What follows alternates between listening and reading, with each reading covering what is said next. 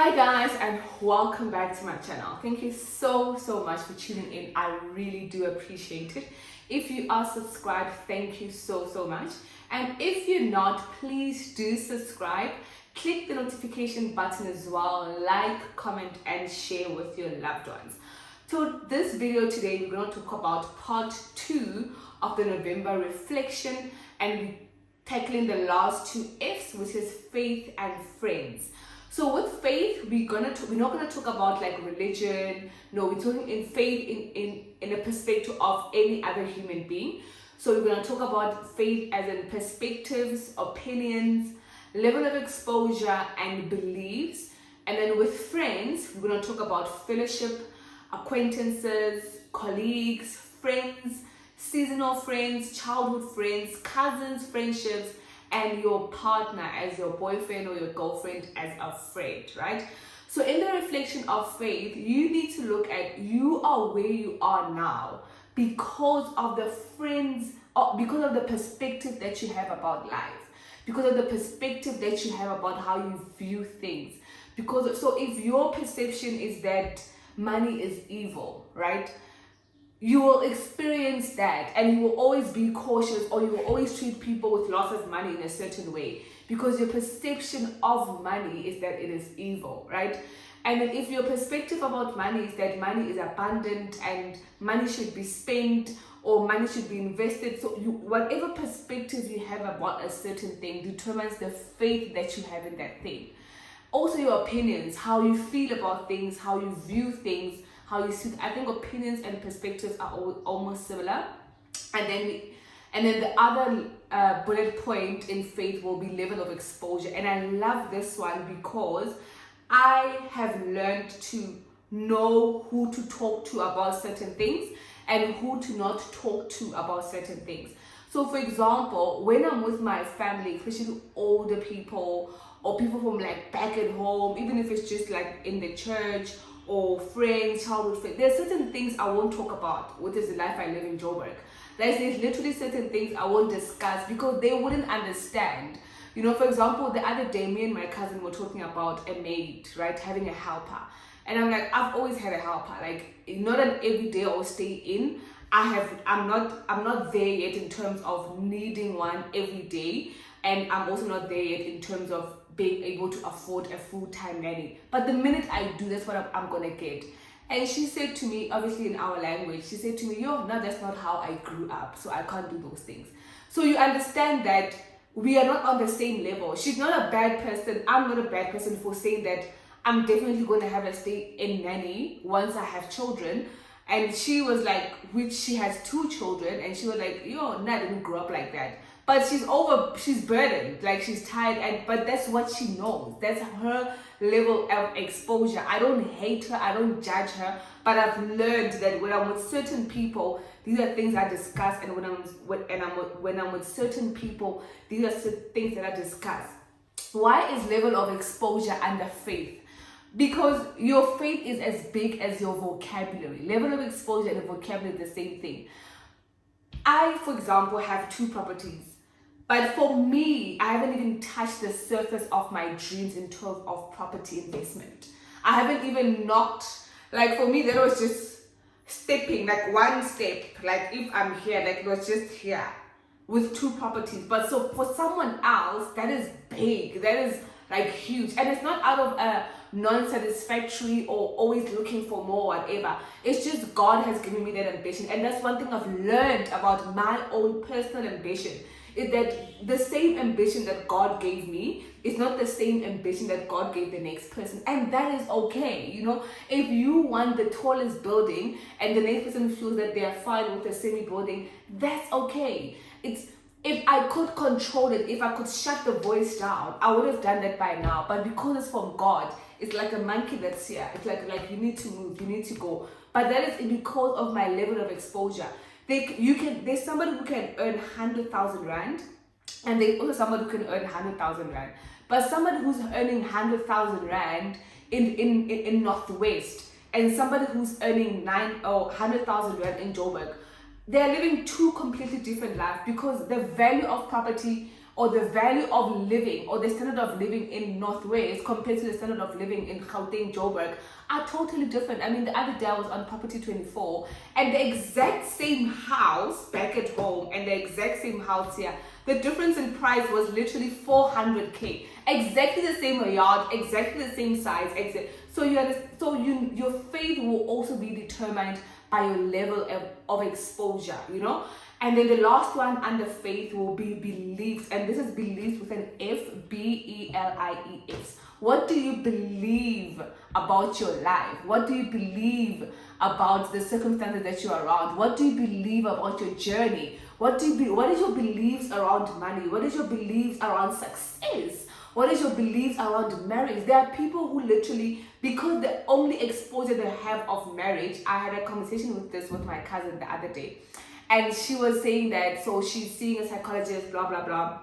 Almost all of us are, because we are literally in that stage. Like, we just want to be better people and we want to change the trajectory of our family structure, and we want our family to believe in healing, that we don't have to always be doing the things that are being done because we grew up in situations where hard conversations were not a thing, or healing was not a thing, and burdensome and busy women were a thing, that was normal. So like 3 of my cousins that I know of, we are all seeing therapy, you know. So she was like, yo, you know, I was talking to my psychologist and I was saying to her, I don't think I want to get married. And I said to her, but why? And then she said, yo, I don't see myself cooking every day, doing the laundry in the weekend. But I said, that is, you feel like that because that is how your parents are. And that is their agreement. That is their marriage. That is how they chose to be married. But you can have a different outcome entirely. And it's up to you to decide if you want that type of marriage. It's up to you to decide if you want to have that type of setting. You don't have to have the same marriage that your parents had. You don't have to have the same beliefs around marriage that your parents had. You don't have to have the same perspective or beliefs or opinions about, yes, you can take 1, 2, 3, 4, 5 from them, but if you and your partner feel like you're going to have a full-time nanny, for example, or you're going to cook one will cook 3 times a week, one will cook 3 times a week, or the other won't cook at all if they don't find pleasure in cooking. And there are people who eat for survival, there are people who eat for pleasure. You just have to be with somebody that you can have such conversations with, and it will not affect your love, because loving someone doesn't have a lot to do with the person's capabilities. You know, you love your person and you love them with their flaws and what they feel like. It's not even flaws, it's what they feel like they want to do and they don't want to do, you know. And I think that is what we as a generation have the blessing of. I feel like God has given us the blessing to be able to sit down in marriages and to be open about how we would love our marriage to be. And just because your parents did it or it's been something in your family, it doesn't mean that this is how it should be with your marriage, you know. So your beliefs around certain things will determine how you view things. So in the reflection that you're going to do, you need to check how you have viewed things, and are those beliefs, the question you should ask yourself is, so for example, I say, if you find yourself exercising, you're doing everything that successful people do, but you still don't feel successful, it's time to look at the inner things now, because you've done everything externally. You do save your money, you do have a work ethic, which is a tangible physical thing, you do dress up, you do study. If you have everything outside that looks like success and you still feel like you're not moving into the direction that you would love to, then it's really time to check the very thing, which is your level, not even your level of exposure, but firstly your beliefs. What are your beliefs around certain things? What are your beliefs around driving a big car? What are your beliefs about where you should stay? What are your beliefs about the size of your house? What are your beliefs around friendship and acquaintances? What are your beliefs around church? What are your beliefs? So you need to start looking at your inner self and looking at the belief that you have around certain things. You know, do you also believe that men are few, so as a result you need to break someone else's marriage for you to get a marriage? Because that is someone's belief. It's not nothing else, but that's what they believe. There are people who believe that. They believe that there's nobody who's going to be a good person to them, so they also become wrapped around in anger and protection. You understand? So you need to look at and study your beliefs, and if your beliefs have been working for you in the past years, in the past year, are they helping you become the person that you want to become? Are they helping you build the life that you want to build? Are they helping you create the certain boundaries that you want to create? And last but not least, we're going to talk about friends, right? So I have different types of friends. I literally have friends from church. I literally have acquaintances. I literally have friends at work, which is my colleagues. I have seasonal friends, which I was a friend maybe for 2 years, and now we don't talk anymore. And maybe they were working with me, or we were on some project together, or we were on a speaking course together, whatever. I have childhood friends that I'm still friends with now. I've got cousins friends that I'm still friends with now. I have my boyfriend, which he's also my friend. He falls under friendship. Yes, he's my boyfriend, but he also falls under friendship. So friendships, I literally have 2 people from church who we've become friends outside church. So what I'm trying to say is that we met at church, and our relationship was obviously based on our religion and church and everything. But both of them, the other one I'll be exactly 10 years friends with. She's 50 years old, by the way, so I don't know if you guys are okay with me calling her my friend, but she's like 52 years old, but she's like my girl. Like, we talk, I go to her house and I can leave there at like 12 a.m. and just talking, right? And then the second one is this other lady as well from church. I think we are 5 years, if not 6 years, because I think we met 2 years, if not 3 years, just before COVID. So I was part of the church committee at that time, which I did leave for personal reasons. So I was part of the church committee at that time, and then I left. So we were not in a setting of church per se. Like we were not like in a service of some sort, but we actually in a meeting of committees around the region, and we met there. And literally from that day, we've never stopped talking. And we go out, we have lunch. We talk about other things now: business, relationships, marriage, our partners, and all those things. So we literally our relationship has went beyond that. I have had other friends also at church, but it didn't last, because one of my weaknesses, or one of my biggest mistakes in life, was when I grew up. So I really come from a good family, and it's not that I'm trying to buy face or I'm trying to make my family better, but I come from a good, principled family. Like my grandmother, that woman's heart is edible. Like, her heart is so beautiful. Her children have beautiful hearts, and she raised them in church, right? So I thought, because they go to church and because this is how they are, everybody who goes to church is like that. That is my biggest plot twist about church and people who go to church specifically. I thought people who go to church are honest people. People who go to church are humble people. People who go to church are sweet. I thought it was like that. And then until obviously I grew up and I saw people like, So it's literally that. So when I had those friends, going back, church friends, and I found out that this person is in church, but they're not really resembling the kind of beliefs or the kind of values. We don't share the same values. Let me say that, for peace sake or for respect's sake. I would just say we don't share the same values. Like, yes, we go to church, we have the same outfit, we listen to the same priest, we have the same religion or faith-based belief, but no, values are not the same. So I had to let go of some, and then those are the 2 that I've kept. One is I've been friends with for 10 years, and the other one I've been friends with for like 6 years, right? And this one, the younger one, which is 6 years, we even have had arguments before. Like, we fought before because there was a misunderstanding, but we were able to talk. I think that is our level of intellectual level of friendship is also so good. We once had a debacle, and we spoke about it. And then we had recently had a debacle. She called me out in terms of WhatsApp, like my responses are too late, and then sometimes she really needs to talk, blah, blah, blah. So we had a conversation about that, and I was able to understand her frustration, and she was also able to understand where I'm coming from. And we're going out probably in the next 2 or 3 weeks. That's my girl, right? But you won't see me posting her on Instagram or whatever, because of, firstly, the type of work that she's in, and also association and all that. Like her work is very, her profession is I don't know what you call it, but you know these ruled commissions, not commissions, just ruled occupations that have certain levels of restrictions and all those things. So yeah.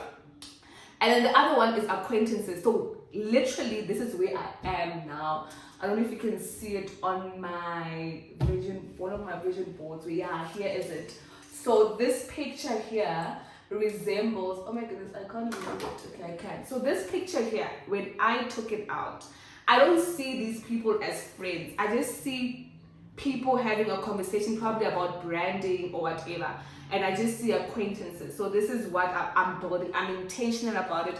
I've been going out to breakfast dates, lunch dates, dinner dates, you know, just a cup of coffee or a glass of wine after work. And I'm intentional about it because I want to build that network. I want to build those relationships. Because for the past years, I realized that I wasn't good with networking. You know, as much as you would meet people at events, you would take their number and that's it. But then you will also be afraid of letting go of somebody that, you know what, this person is not bringing any value into my life. I don't see why I should keep them, you know. But just because that person is not, it's seemingly not bringing value into your life right now, you might need them in the next 10 years. So how do you keep that relationship up? And that is what acquaintances is all about. You don't have to be friends with the people. You don't have to tell them about your personal life. You don't have to always be talking about them. But you have to keep a certain level of friendship. And this actually I will dedicate it to one video where how to build your network, how to keep those acquaintances, and how to have those boundaries to say these are not my friends, these are my acquaintances. So that is why that is what I'm trying to build now. So acquaintances is somebody, for example, who maybe we are for example, I'll be speaking in Polokwane on the 25th of November, right? And the person who invited me, so who called me to come speak, I met them at an event of a property. I met that person at a property event. So none of us were speaking at that event. We were there as guests, right? And then after the session, we networked. Like I met the person there at the networking session of that property, and I told them, no, this is what I do. This is what I do. Like, oh, great, send me your resume, your portfolio, whatever. And then I sent him that, and then weeks later, like, hey, we have a gig in Polokwane. Are you able to come through? So literally, that is an acquaintance. I hardly speak to the person, but I have them on my contact. I would comment on some of their things, you know. All this, but they're not my friend. I hope you understand what I'm saying. And then colleagues, you know, I've always heard people saying colleagues are not your friends, and that is true, but I have a very close friend from work. Like, in matter of fact, two of my closest friends, the other one obviously resigned, are actually people from work, where I work, you know. And I can't imagine how you can go to work and not get along with everybody or just be rude or whatever, because that is where you spend most of your life. As much as you're not spending your maybe not at working for 20 years, but the time that you are there, that is where you spend most of your life with. So why would you not be a place where you can just stand up when everything feels overwhelming and just go and talk to someone and to be able to communicate your day or at home or whatever. So I'm not saying be friends with everybody at work. I know people like get to work and do your thing and just leave, you know. Yes, that's fine, but that is where you can possibly also build acquaintances. That is where you can also build networks, you know. You don't have to just know the people from your department. Go to other departments, get people's numbers. You know, you don't know where the relationship will take you. It's not about there. Like, if you have dreams, you can't think short term. You can't think here. Your thought needs to be long term, that okay, this person is probably the financial manager where I work. One day when I have my business, they might help me with hiring a financial manager. I don't have to even have them as an employee in my business, just a consulting session to say, hey, I'm looking for a financial manager. What is it that I should look for? Because if you want to build your business to a big corporate structure, you need to understand the corporate structure. And the best place to understand how a corporate structure works, besides going to school for it, is where you work, because you are in a corporate space. So understand how finance works, understand how HR works. For you to do that, you need to be friends with people in those departments. So use that network as well, use that time. Even if you're not in a career that you want it to be, but it's a corporate structure. Every business, no matter what type of business it is, it needs a corporate structure, and that's what you need to learn.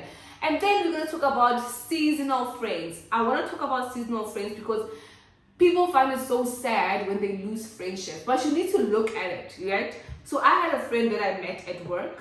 So obviously I was there before her. She came for I think a year, 2 years, then she left. And after she left, we don't talk as much anymore. Like we literally probably talk twice a year, if not once. So we definitely talk in December when we send each other greetings, like seasonal greetings, whatever. And then we'll talk here and there, but we still have contact of each other.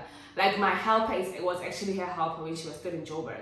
So that's how I got my helper. I got my helper from her. But I don't hate her. She doesn't hate me. But I don't need her as much as I did when she was physically working at the place, because she's not there anymore. So that's a seasonal friendship. I had a friend when I was studying, that I met at business school, right? And we became so close because we are also both in property, right? But as soon as the term of her business school ended, we stopped talking, and we still have each other's contacts, and we will greet and comment whatever, but we don't talk as much as we do when we were both doing the course at the same time.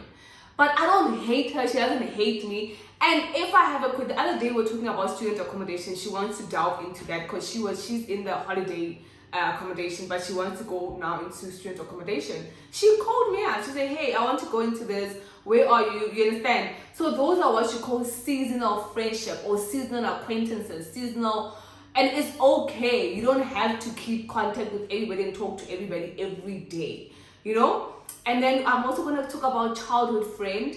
I think in all my childhood friends, I have one that I'm still close with. And the other ones, I have no idea where they are. I have no idea what they're doing. And that is just life. It's just part of life. But this one specifically, I think, is because we went to the same high school together. And our values are so, like, last time we spoke was on Friday. That's like my day one. That's like another sister of mine. It's like an extension to my sister. Even before her mom passed away, she said to her, at least you have a sister, which is Pumi, which is me. Like that is our friendship. We have become family. Like, I don't know, like we've become, that's the only childhood friend I have. And childhood friends are actually the ones that are vulnerable to breaking because people change and people grow and people become different human beings and people go to different towns, people meet new people. They don't hate you. You don't have to hate a person because the friendship is over. You don't have to hate a person because the friendship is no longer what it used to be. And when you do meet, maybe back at home because you grew up together, greet each other. Don't say, ooh, hi, how are you? You've gained so much weight. Ooh, how are you? You've lost so much weight. Hey, how are you? It's good to see you. And leave it as that. Don't be fishy like, where are you? What are you doing? Ask that out of care, but not being fishy. Oh, I see you have an iPhone now. Life is good. Why? Why are you snacks? Why are you like that? So be a cordial person when you see your ex-childhood friends. But if you do still have one, and your level of growth. So I think also the one that I have kept, which is, her name is Britumelo, by the way, is because we have the same values and we both believe in the same growth. We both believe in the same pace of growth. Like our lives are very, very similar. Like we're leading very similar lives actually. That's what I'm saying. She's become my sister. Like when I go home, people ask me about her. My mom asks me about her.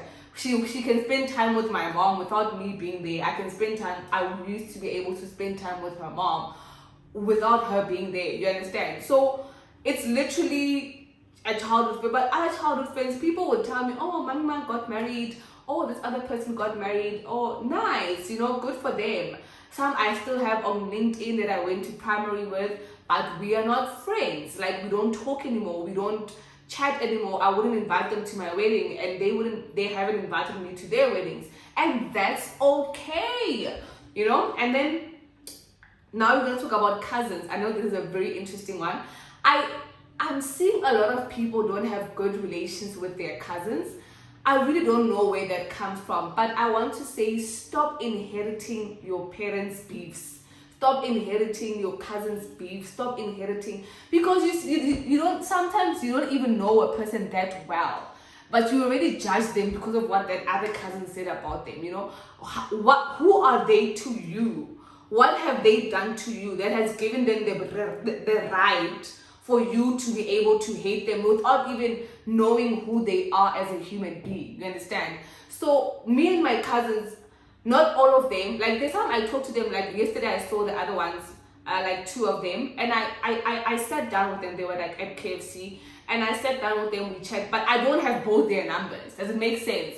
And we don't, even if I did have their numbers, we don't talk. Like, we only talk when we meet, when we see each other. Like that time I spent like 30 minutes with them, but we could talk about family things, about life, whatever, but they're not my friends. And then I have those 3 cousins that are like, yeah, these are my girls. Like, we go out, we make dates, these are my girls. So what I'm saying is that don't inherit, and if you feel like one of your cousins are not sharing the same values, don't go to your cousin Ole that is unemployed and want to talk about, not like my minimum education level is NQF level level 9. I remember I once said to one of my cousins, I'm like, my belly is so big, and then she was like, but for what an offense to us. Obviously she's bigger in body than me, and it was not even intentional for me to I wasn't offending her, but I need to understand where she is, who she is. And that is why they say we can't choose our friends. No, what? We can't choose our family, but we can choose our friends. And that does not mean you need to suffer for your cousins, or now you need to tone down your life, or you need to hide. I hear people saying, I don't even have their numbers, because once you post and then people start asking you for money, why can't you say no? Like, who are you trying to impress when you're giving people money that you don't have? The problem is with you. Those people don't know. They don't know much. Like, the problem is with you. You are the one who's lacking boundaries, and that is why they can call you come and ask you for money, because you are a people pleaser. So you need to work on people pleasing, regardless of who cousins are or whatever. If you feel like you're afraid what their mother will say, or you're afraid what other cousins will say, honey, you are the problem. You are the one that needs to do your inner work, okay? So peace to those cousins. Stay up.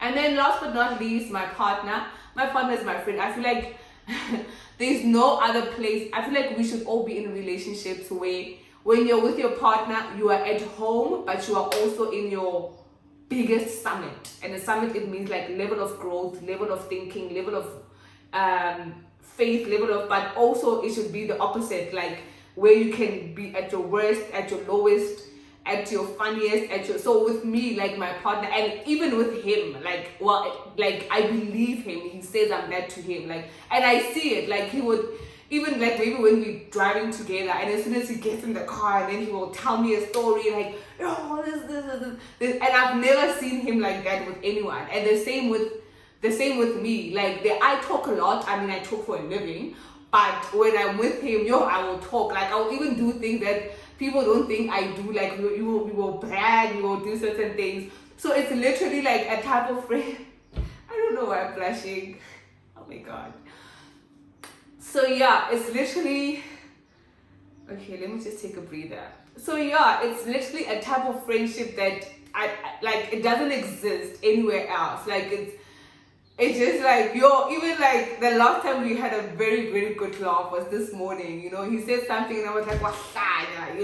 I'm like, that, which means you're crazy, and he couldn't believe my reaction, So yeah, it's just that type of friendship that is different from all other friendships, and it's very good to have. If you do have, hone it, work on it, it's worth it. And yeah, pray to God about it, and do what is required for it to keep on being what it is, So just reflect on those things, man, and how are you doing, and how would you love them to continue, and how would you love to go in terms of your friendships and your faith?